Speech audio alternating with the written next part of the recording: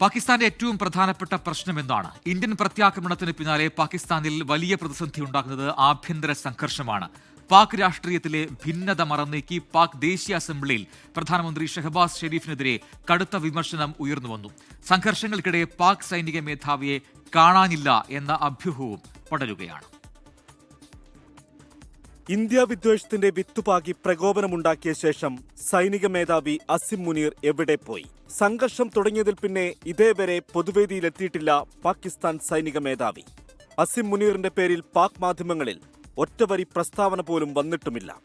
ഒളിവിൽ പോയെന്നും പട്ടാള മേധാവിയെ അട്ടിമറിക്കാനുള്ള നീക്കം സൈന്യത്തിനുള്ളിൽ നിന്ന് തന്നെയുണ്ടെന്നും അഭ്യൂഹങ്ങൾ പലവിധം.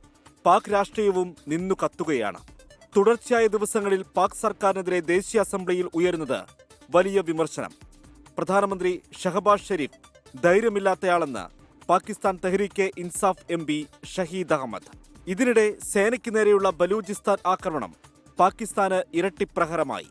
ബലൂചിസ്ഥാൻ പ്രവിശ്യയിലെ കൊറ്റ BLA പിടിച്ചെടുത്തെന്നാണ് റിപ്പോർട്ട്. ബലൂചിസ്ഥാനെ സ്വതന്ത്ര രാജ്യമായി അംഗീകരിക്കണമെന്നാണ് ഐക്യരാഷ്ട്രസഭയോട് BLA ആവശ്യപ്പെടുന്നത്.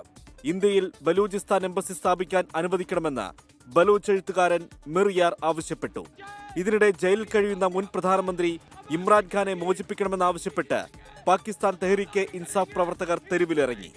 ജയിലിൽ ഇമ്രാൻഖാന്റെ ജീവൻ അപകടത്തിലാണെന്ന് ചൂണ്ടിക്കാട്ടിയാണ് പ്രതിഷേധം.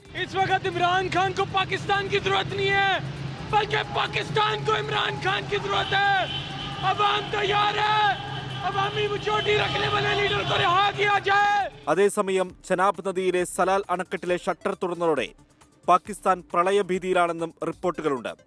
News desk 24.